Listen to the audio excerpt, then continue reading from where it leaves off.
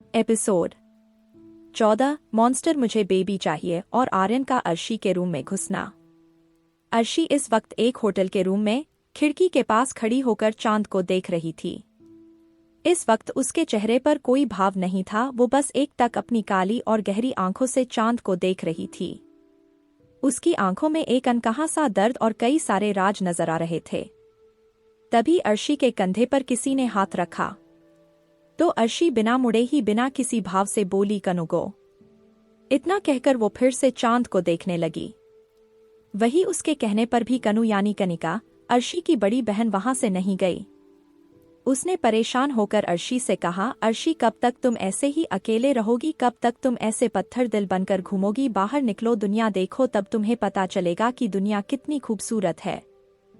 अपनी बड़ी बहन की बात सुनकर अर्शी इविल स्माइल करके बोली, हमें अकेले रहने का शौक कहाँ था दी, ये तो हमारे किसी चाहने वाले का दिया तोहफा है जिसे अब तक मैंने संभाल कर रखा है।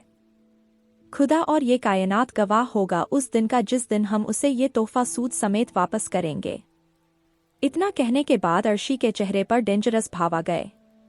कुछ देर चांद को देखने के बाद वो वहां से चली गई। उसके जाते ही कनिका आसमान की तरफ देखते हुए निराश होकर बोली, गॉड, इस बदले में कहीं अर्शी खुद को न खत्म कर ले, काश कोई उसकी जिंदगी में आए जिसके लिए अर्शी जीना सीखे और वो इंसान मेरी बहन को पहले की तरह हंसना सिखा दे।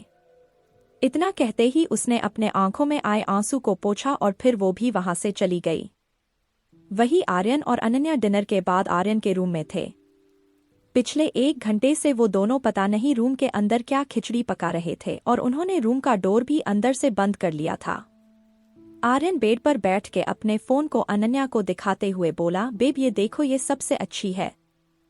अनन्या भी आर्यन के फोन को गौर से देखने लगी जिसमें एक लड़की की तस्वीर थी। वो लड़की दिखने में बहुत ही ज्यादा खूबसूरत लग रही थी। अनन्या उस तस्वीर को देखकर खुश होकर बोली, ये तो अंश भाई के लिए बिल्कुल सही है और कपड़े देखकर तो लगता है अमीर भी है। उसकी हाँ में हाँ मिलाकर आर्यन भी बोला, यस बेब, वो बहुत अमीर है, चली इनकी डेट फिक्स करते हैं, मैं इस लड़की को कल मिलने को बोल देता हूँ। इतना कहकर उसने उस लड़की को मिलने के लिए मैसेज कर दिया और फिर इविल स्माइल करने लगा। अनन्या आर्यन के कंधे को थपथपाते हुए बोली, अंश अंकल को अब हमें किसी तरह उस डेट वाली जगह पर पहुंचाना होगा, फिर उसके बाद हमें बाकियों से भी बदला लेना है। उसकी बात सुनकर आर्यन ने अपना सर हिला दिया। आर्यन और अनन्या ने अंश से बदला लेने के लिए उसके लिए शादी.com से एक लड़की पसंद कर ली। यही नहीं, उन दोनों ने तो उसकी डेट भी फिक्स कर दी। इन सब से अनजान अंश घोड़े बेचकर अपने रूम में सो रहा है। बेचारे को तो पता ही नहीं था कि उसके भाई ने और उसकी होने वाली भाभी ने मिलकर उसकी जिंदगी बर्बाद करने की पूरी प्लानिंग कर ली है। वही अहम और अगस्त आर्यन के रूम के बाहर खड़े थे क्योंकि वो दोनों ही आर्यन और अनन्या के शैतानियों से वाकिफ थे। अगस्त दरवाजे को घूरते हुए बोला, पता नहीं क्यों मेरी अंतरात्मा मुझसे कह रही है कि ये दोनों कुछ बड़ा करने वाले हैं। उसकी हाँ में हाँ मिलते हुए अहम भी बोला, नजर रखना पड़ेगा इन पर, दोनों बड़ी हो चालू चीज है। इतना कहकर फिर दोनों वहां से चले गए। वही आर्यन से कुछ देर बात करके अनन्या अपने रूम की तरफ जाने लगी, पर वो गलती से अश्वत्थ के रूम में पहुंच गई। अनन्या जैसे ही रूम में आई वो तुरंत बेड पर कूद गई। अश्वत्थ जो बेड पर बैठ के एक बुक पढ़ रहा था, वो अनन्या को अपने रूम में देखकर हैरान हो गया। उसने अपने चश्मे को उतार के अनन्या से पूछा, तुम अपने रूम में नहीं गई? अश्वत्थ ने ये सवाल इसलिए पूछा क्योंकि अनन्या ने ही उसे कहा था कि वो आज अकेले सोना चाहती है। वही अश्वत्थ की आवाज सुनकर अनन्या ने उसे हैरान होकर देखते हुए कहा, मॉन्स्टर आप मेरे रूम में क्यों हो? क्या आपको मेरी याद आ रही थी या फिर आपको अकेले सोने में डर लग रहा था? ये सुनकर अश्वत्थ ने अपना सर न में हिला दिया कि इस लड़की का कुछ नहीं हो सकता। फिर उसने अनन्या को इग्नोर किया और अपनी बुक पढ़ने लगा। वही अश्वत्थ के हाथ में बुक देकर अनन्या का मुंह बन गया क्योंकि उसे पढ़ना बिल्कुल भी पसंद नहीं था। मगर फिर भी अपनी आदत से मजबूर अनन्या अपनी जगह से उठकर अश्वत्थ की बुक में झांकने लगी। अनन्या इस वक्त अश्वत्थ के बेहद करीब थी, जिस कारण अश्वत्थ के दिल की धड़कनें बढ़ने लगी। उसने अनजाने में ही अपने हाथ को अपने सीने पर रख लिया और अपने दिल को शांत करने लगा। वही अश्वत्थ की हालत से देखकर अनन्या उसके और करीब आ गई। तो अश्वत्थ से अब रहा नहीं गया, तो उसने अनन्या को पलटकर बेड पर अपने नीचे दबा दिया और उसके होठों पर अपने सख्त मगर ठंडे होठ रख दिए। उसकी इस हरकत से अनन्या पहले तो हैरान हो गई, मगर बाद में वो भी उसे किस करने लगी। अश्वत्थ काफी प्यार से अनन्या को किस कर रहा था और साथ में वो उसके बालों को भी सहला रहा था। ये महसूस कर अनन्या भी अपने एक हाथ से अश्वत्थ के बालों को सहलाने लगी। अश्वत्थ के हाथ अब धीरे धीरे नीचे की तरफ बढ़ने लगे। उसने अपने हाथ को अनन्या के कमर पर ले जाकर रोक दिए, तो अनन्या ने भी अपने हाथ अश्वत्थ के कमर पर रख दिए। वही अश्वत्थ को जब एहसास हुआ कि ये छोटी लड़की उसकी नकल उतार रही है, तो वो एकदम से अनन्या से दूर हो गया। फिर कुछ देर उसे घूरने के बाद उसने अपनी एक आईब्रो को ऊपर करके कहा, ये तुम क्या कर रही हो? उसकी तरफ देखते हुए अनन्या ने कहा, मैं आपसे प्यार करना सीख रही हूँ ताकि हमारे जल्दी बच्चे हो। इतना कहकर वो खुश हो गई, पर उसकी बात सुनकर अश्वत्थ की आंखें फैल गई। उसने थोड़ा सख्त आवाज में कहा, अनन्या बच्चों को रात में जागना नहीं चाहिए, अब सो जाओ। पर अनन्या कहाँ अश्वत्थ की बात सुनने वही थी। वो एकदम से अश्वत्थ के ऊपर बैठ के बोली, मॉन्स्टर चलो आज साथ में सोते हैं, फिर हमने भी प्यारे प्यारे लिटिल मॉन्स्टर बेबी होंगे। इतना कहकर वो हंसने लगी, पर ये सब कहते वक्त उसकी आंखों में एक चमक भी थी जिसे अश्वत्थ साफ देख पा रहा था, और उसे अब अनन्या के इरादों से भी डर लग रहा था। अश्वत्थ ने तुरंत अनन्या को अपने बगल में लिटाते हुए सख्त भाव से कहा, सो जाओ। पर अनन्या नहीं सोई। वो घूर के अश्वत्थ को देखने लगी। फिर अचानक ही उसकी आंखों में आंसू आ गए, जिसे देखकर अश्वत्थ के भाव बदल गए। उसे अपने अंदर कुछ चुभता हुआ महसूस होने लगा। तो फिर उसने अनन्या के आंसू को पोंछकर उसके माथे पर किस करते हुए कहा, ये दिल जो कभी नहीं डरा वो तुम्हारे इन आंसुओं और दूर जाने के ख्याल से ही डरने लगा है, इसलिए इन्हें मत बहाओ। पता नहीं, पर अश्वत्थ को अनन्या के आंसू बर्दाश्त नहीं हो रहा था। उसकी बात सुनकर अनन्या रोते हुए बोली, तो आप ही तो रुला रहे हो, एक बेबी ही तो मांगा है। फिर से बच्चे की बात सुनकर अश्वत्थ ने गहरी सांस लेकर पूछा, क्या करोगी बच्चे का? तो अनन्या एकदम से खुश होकर बोली, मैं उसे सबको दिखाऊंगी कि मेरे पास भी बेबी है। उसकी बकवास सुनकर अश्वत्थ उसे घूरने लगा। तभी उसके दिमाग में एक ख्याल आया। वो डेविल स्माइल करके अनन्या से बोला, ग्रीडी गर्ल, सोच लो अगर बेबी आ गया तो मेरी सारी प्रॉपर्टी उसकी हो जाएगी, फिर तुम्हें कुछ भी नहीं मिलेगा, तुम गरीब रह जाओगी। ये सुनकर अनन्या का चेहरा पीला पड़ गया। वो चिल्लाते हुए बोली, नहीं नहीं, ये सब मेरा है, मैं ये किसी को नहीं दूंगी। इतना कहते ही वो अश्वत्थ से चिपक गई। तो अश्वत्थ को खुद पर गर्व होने लगा। कुछ देर तक अनन्या बड़बड़ाती रही, पर फिर वो भी सो गई और अश्वत्थ भी। ये पहली बार था जब अश्वत्थ इतनी आसानी से सोया था। अगली सुबह आर्यन और अनन्या सुबह सुबह ही चिल्लाने लगे कि दोनों को घूमने जाना है, वो 5 स्टार होटल में, पर अंश के साथ। उनकी अजीब सी ख्वाहिश को सुनकर सभी को बहुत ही अजीब लगा, पर किसी ने ज्यादा इस बारे में नहीं सोचा। वही अश्वत्थ जैसे ही नीचे आया, अहम ने उसे सब कुछ बता दिया। तो अश्वत्थ अपनी सर्द आवाज में मना करते हुए बोला, बिल्कुल नहीं, ये दोनों कहीं नहीं जाएंगे। ये सुनकर अनन्या रोनी सूरत बनाकर बोली, हनी आप मुझसे प्यार नहीं करते। उसके मुंह से हनी सुनकर अश्वत्थ का दिल जोरों से धड़कने लगा और वो उसके मोह जाल में फांस गया। फिर उसने अंश को देखकर ऑर्डर दिया, तुम दोनों के साथ जाओ और ध्यान रखना। इतना कहकर अश्वत्थ ऑफिस चला गया, पर आज उसके चेहरे पर एक चमक थी, क्योंकि अनन्या ने उसे हनी जो कहा था। कुछ वक्त बाद आर्यन, अनन्या और अंश होटल पहुंच गए। वही अर्शी भी उसी होटल में थी। अर्शी इस वक्त नहाकर वॉशरूम से निकली थी। उसने इस वक्त अपने शरीर पर एक टॉवेल को लपेट रखा था, जिस कारण उसके गोरे पैर साफ नजर आ रहे थे। अर्शी इस वक्त किसी ताजे खिले हुए फूल की तरह लग रही थी। जो भी उसे इस वक्त देख लेता, वो पक्का अपने होश गंवा बैठता। वॉशरूम से निकलकर अर्शी अपने बालों को सुखाने लगी, जो को गीले थे। वही आर्यन ने गलती से डेट के लिए एक स्वीट रूम बुक कर लिया था। आर्यन ने धीरे से अनन्या से कहा, बेब आप अंश को उस रूम में छोड़ आओ, तब तक मैं दूसरे रूम में आपका इंतजार कर रहा हूँ, फिर हम साथ में वीडियो गेम खेलेंगे। उसकी बात सुनकर अनन्या ने अपनी गर्दन को हाँ में हिला दिया और अंश को लेके चली गई। उन दोनों के जाने के बाद आर्यन अपने बुक करे दूसरे रूम की तरफ जाने लगा। वो जैसे ही 8 फ्लोर पर लिफ्ट से उतरा उसने कार्ड में अपना रूम नंबर देखना जरूरी भी नहीं समझा, बल्कि वही खड़े होकर सभी रूम के दरवाजे को देखकर काउंट करने लगा। अक्कड़ बक्कड़ बम्बे बोल 80 90 पूरे 100। हाँ, यही रूम मेरा है, क्योंकि मैं कभी गलत नहीं होता। इतना कहते ही वो बेधड़क उस रूम में घुस गया। इस अंदर जाके सीधा शीशे के सामने खड़ा हो गया। खुद को शीशे में देखते हुए आर्यन शर्मा कर बोला, हाय मैं कितना सुंदर हूँ, मेरी खूबसूरती को नजर न लगे। इतना कहने के बाद वो कुछ सोचकर अपने चेहरे को छूते हुए बड़े ही घमंड से आगे बोला, अच्छा हुआ जो मैंने शीशा देख लिया, वरना मुझे पता ही नहीं चलता कि आज भी दुनिया में मेरे जैसे मासूम और प्यारे लोग हैं। ओ कहिए मासूम चेहरा देखकर कोई मुझसे प्यार न करने लगे। वही आर्यन इस बात से अनजान था कि एक जोड़ी आंखें उसे घूर रही थी। ये और कोई नहीं बल्कि अर्शी ही थी, जो सोफे पर बैठी आर्यन की हरकतों को देख रही थी। अर्शी ने अभी भी टॉवेल ही पहना हुआ था, क्योंकि उसने ये पूरा फ्लोर ही बुक कर लिया था और उसे पता था कि कोई भी उसकी परमिशन के बिना यहाँ नहीं आएगा। पर बेचारी को ये नहीं पता था कि आर्यन को कहीं भी जाने के लिए परमिशन की जरूरत नहीं पड़ती। वही आर्यन जैसे ही पलटा वो अर्शी को सोफे और बैठा देख एकदम से चौंक गया, मगर फिर वो अर्शी को घूरने लगा। तो अर्शी ने वही पास में रखी अपनी गन को उठाकर आर्यन के ऊपर तानते हुए सर्द आवाज में बोली, कौन हो तुम? क्या तुम्हें मेरे दुश्मनी ने भेजा है? मेरी तरफ देखकर जवाब दो। पर आर्यन ने कोई जवाब नहीं दिया, बल्कि वो शर्माते हुए जमीन को घूरने लगा।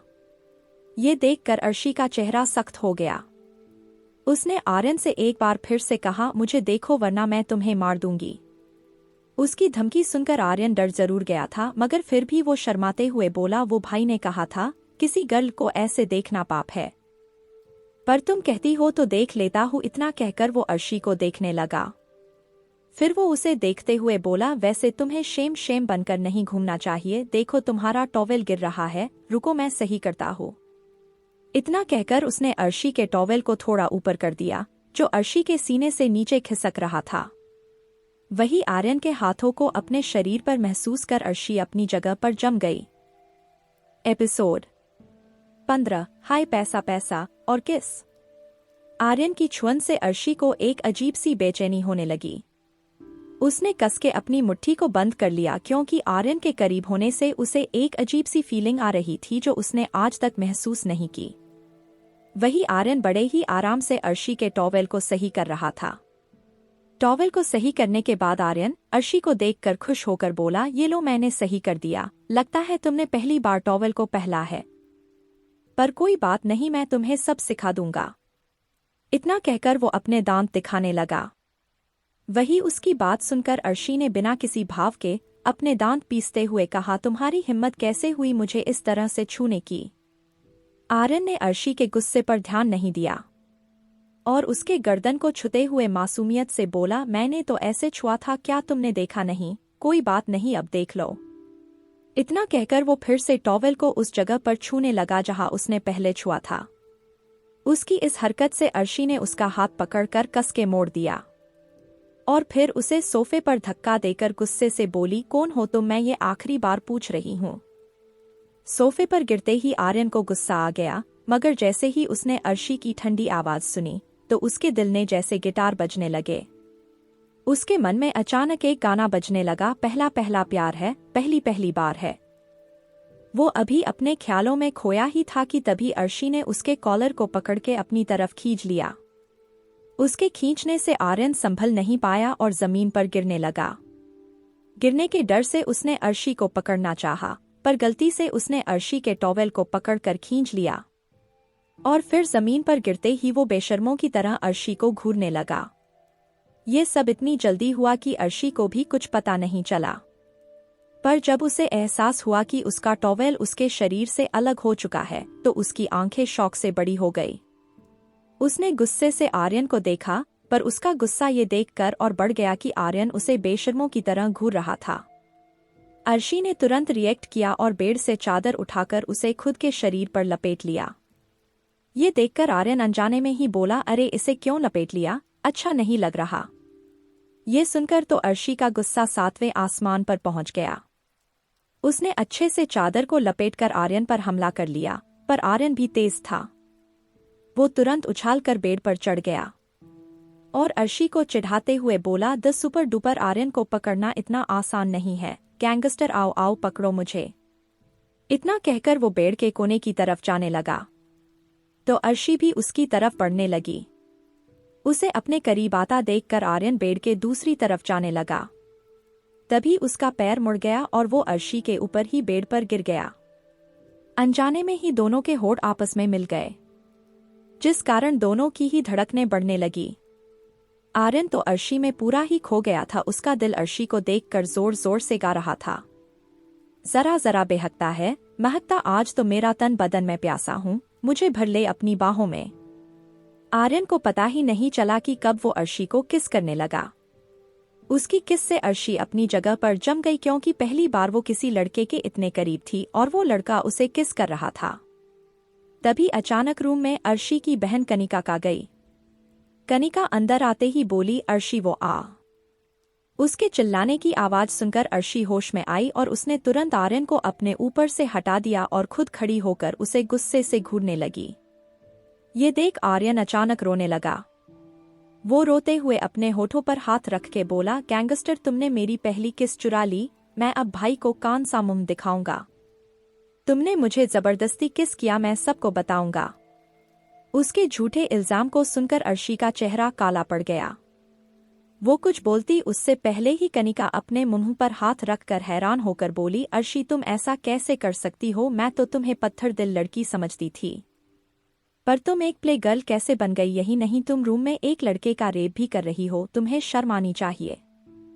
फिर वो अर्शी को ऊपर से नीचे तक अपनी शक भरी नजरों से देखते हुए आगे बोली, ये तुमने चादर क्यों लपेट रखा है, बोलो।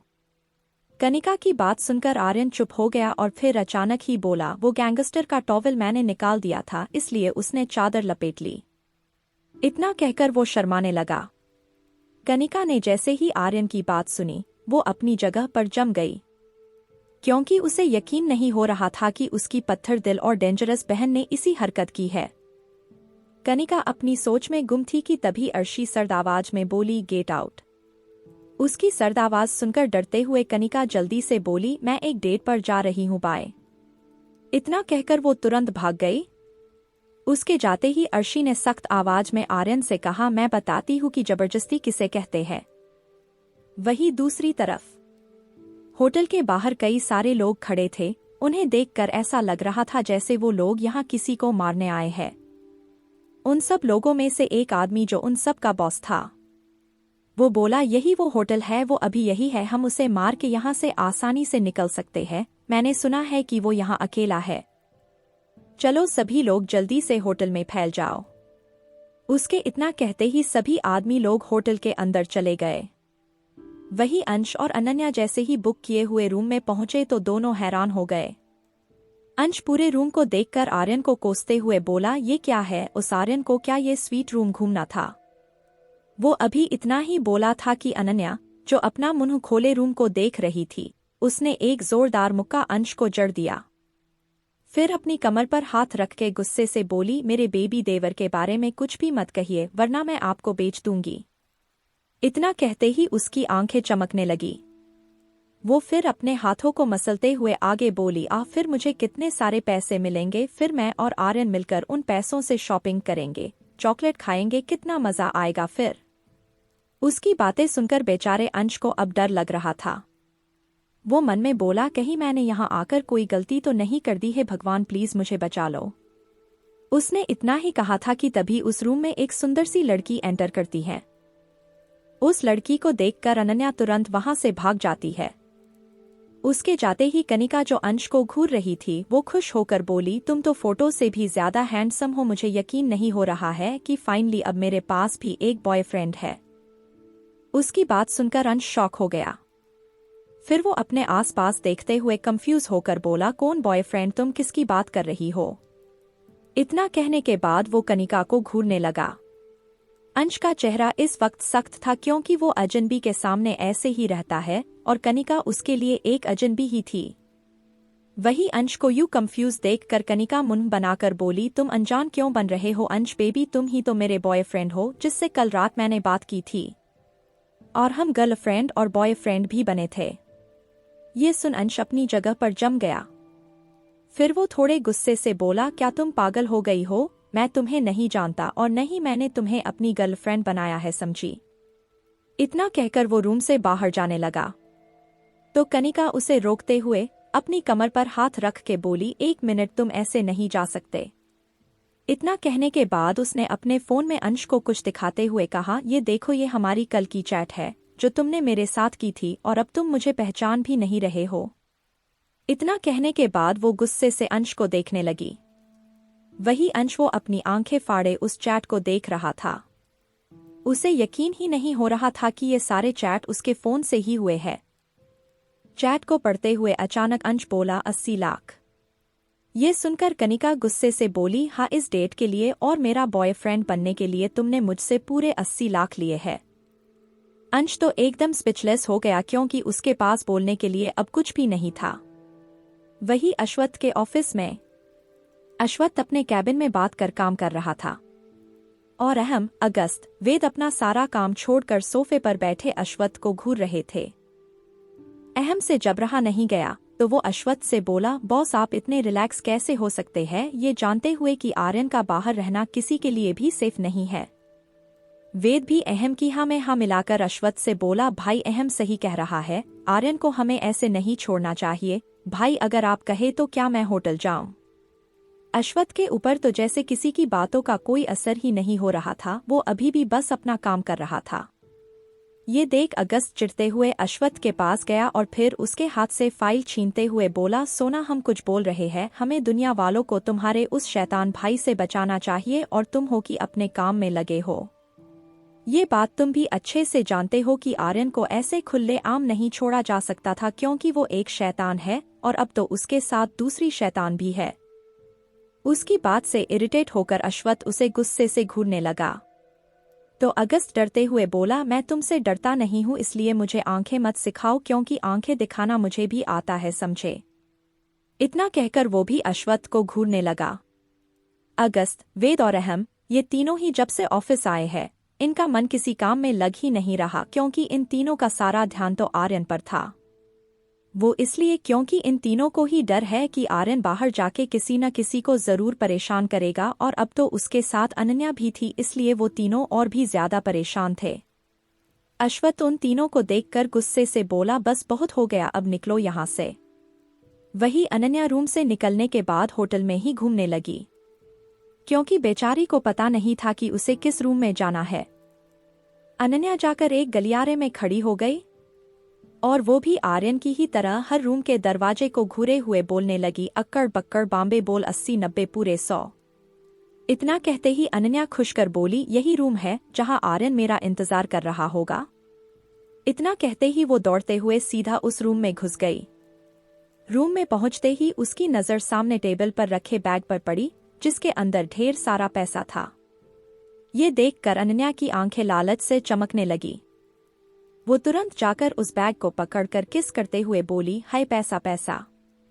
इतना कहकर उसने ढेर सारा पैसा उस बैग से निकालकर बेड पर फेंक दिया। फिर बेड पर लेटते हुए हंसकर बोली, बस यही तो सपना है कि मैं पैसे पर सो बैठूं और नहाऊं, लगता है अब मेरा सपना पूरा होगा। वही अनन्या इस बात से बेग पर थी कि 2 जोड़ी आंखें उसे घूर रही थी।